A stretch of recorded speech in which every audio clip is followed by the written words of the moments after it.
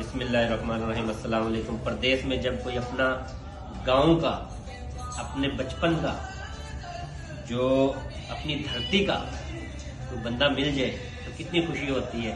ये हमारा प्यारा भाई कोरिया में बन्ना सांझा है। तो इनके वालिद साहब हमारे वालिद साहब के इकट्ठे पढ़ने वाले हैं। आज ये बच्चा हमारे से खैर छोटा है, छोटे भाइयों के साथ पढ़ता रहा है।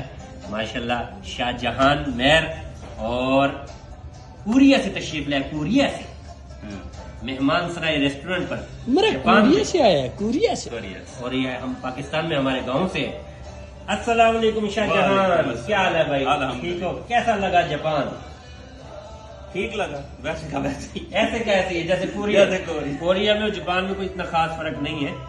तो भाई आए हैं, माशाल्लाह मुलाकात हुई रात 1 बजे। हमने स्टेशन से पिक किया है इनको, तो बड़ी खुशी हुई है। अभी माशाल्लाह ये इनकी कल की फ्लाइट है और ये कोरिया वापस जाएंगे।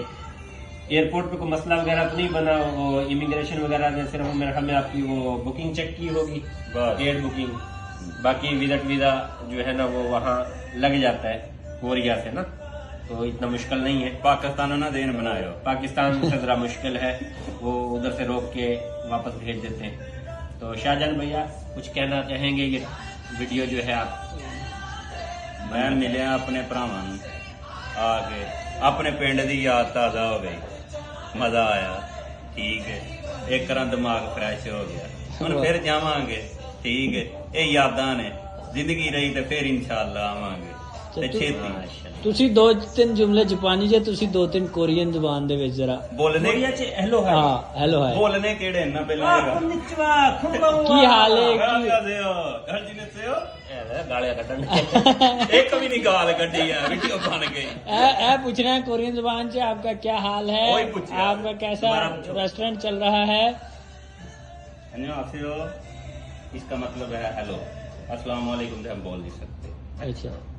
छल छीने से हो आपका क्या हाल? छल छीने से हो आपका क्या हाल?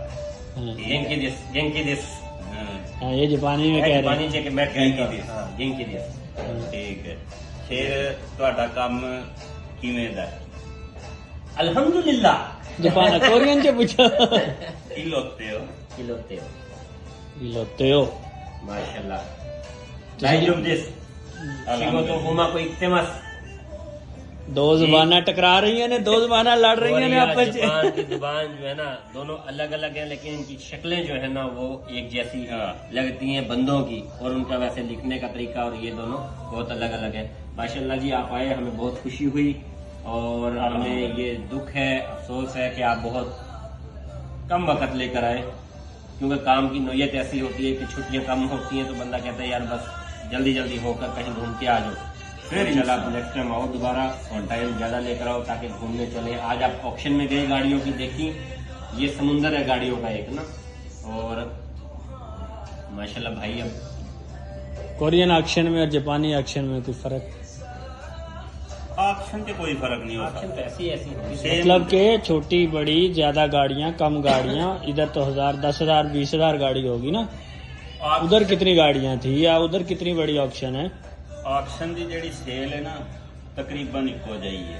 ठीक है, क्योंकि मैं आप साहब नालों सारी डिस्कस की थी ना, किवें गड्डी आउंदी है, किवें विकदी है, उतों का भी मैनूं कोई लम्हा सी, वो तकरीबन सब सेम है। ऑक्शन वड्डी छोटी हो सकती है। हाँ, इन्हें एशिया की सब तो बड़ी ऑक्शन किया जाता है ना। ठीक है, क्योंकि उन्हां ते वो जिहड़ी है वो सारी लैफ्ट हैंड गड्डी है। वो जिहड़ी सेल हुंदी है लैफ्ट हैंड मुल्कां दे विच ओहदी वैल्यू है, अरब दे विच है। ठीक है, शाहजहां कोरिया जो को बंदा जापान आना चाहे ਉਹਦੇ ਵਾਸਤੇ ਕੀ एडवाइस है? किस तरह वीजा लगेगा, कितना खर्चा आएगा, की लवाजमात, की चीज की जरूरत है? कोरिया तो कोई एडा मुश्किल प्रोसेस नहीं, ਤੁਹਾਡੀ एक सैलरी की सिर्फ स्टेटमेंट चाहिए है। हाँ। ठीक है कि पिछले 3 महीनों की लगती है, लेकिन ਤੁਹਾਡੇ अकाउंट से मौजूदा बैलेंस तकरीबन 1.5 सैलरी होना चाहिए। लेकिन ये अगों इलाकिਆਂ ਤੇ डिपेंड करता है ना। ਹੁਣ ਅਸੀਂ ਆ कैपिटल ਦੇ ਕੋਲ, ਸਿਓਲ ਦੇ ਕੋਲ, ਕਿੰਪੋ ਦੇ ਵਿੱਚ ਸਾਡੇ ਵੀਜ਼ੇ ਈਜ਼ੀ ਲੱਗ ਜਾਂਦੇ ਨੇ। ਜਿਹੜੇ ਦੂਸਰੀ ਸਾਈਡ ਤੇ ਨੇ ਬਸਾਨ ਵਾਲੀ ਸਾਈਡ ਤੇ ਉਹਨਾਂ ਦੀ ਥੋੜੀ ਵਰਥ ਜਿਹੜੀ ਏ ਉਹ ਜ਼ਿਆਦਾ ਚਾਹੀਦੀ ਏ। ਉਹਦੇ ਲਈ ਕੋ 2-2.5 ਸੈਲਰੀਆਂ ਚਾਹੀਦੀਆਂ ਨੇ। ਉਹ ਹੁਣ 2-2.5 ਸੈਲਰੀਆਂ ਕਿੰਨੀਆਂ ਕੁ ਹੁੰਦੀਆਂ ਨੇ? ਤਕਰੀਬਨ ਪਾਕਿਸਤਾਨੀ ਕੋ 10-15 ਲੱਖ ਰੁਪਏ ਚਾਹੀਦਾ ਹੈ। ਠੀਕ ਸਮਝ ਗਏ ਹੋ? ਆਪਣੇ ਤੱਕ ਹੀ ਰੱਖਣੀ ਜੇ ਗੱਲ। ਆਹੋ 10-15 ਲੱਖ ਬਸ ਤੇ ਇੰਨੀ ਕੁ ਚਾਹੀਦੀ ਏ ਤੇ ਇਹ ਲਾਗੇ ਜੇ ਕੋਰੀਆ ਇਹ ਇਹ ਲੱਖ ਕਹਿੰਦੇ ਆ ਨਾ, ਇੱਕ ਦਫਾ ਪੂਰਾ ਗਲਾ ਖੁਸ਼ਕ ਹੋ ਜਾਂਦਾ ਬੰਦੇ ਦਾ, ਤੇ ਤੂੰ 10-15 ਲੱਖ ਕਹਿ ਦਿੱਤੇ ਨੇ। ਉਹਨਾਂ ਦਾ 50-60 ਲੱਖ ਬਣਦਾ, ਉਹ 70। समझ गए हो जी? ऐसी इंटरेस्टिंग वीडियो देखने के लिए हमारा YouTube चैनल जो है मेहमान सराय जापान, और ये हमारा जो ये टिकटॉक वाला है ना, इसको भी फॉलो करो भाई। मजे लो मजे। मजे लो मजे। आए आए आए आए मजे आए आए आए आए आए आए आए मजे। ये मजे नहीं मिलेंगे बाद में। अल्लाह हाफिज। अल्लाह थैंक यू, जज़ाकल्लाह।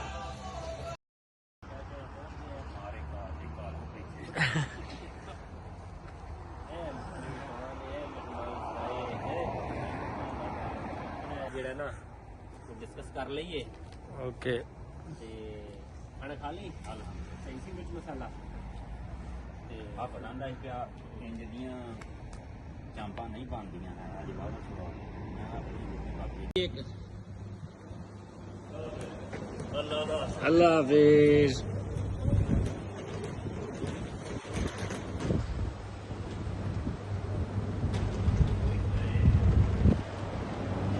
ਇੱਥੇ ਖਲੋ ਕੇ ਹੁਣ ਬਾਏ ਬਾਏ ਕਰ ਲੈ। ਓਕੇ।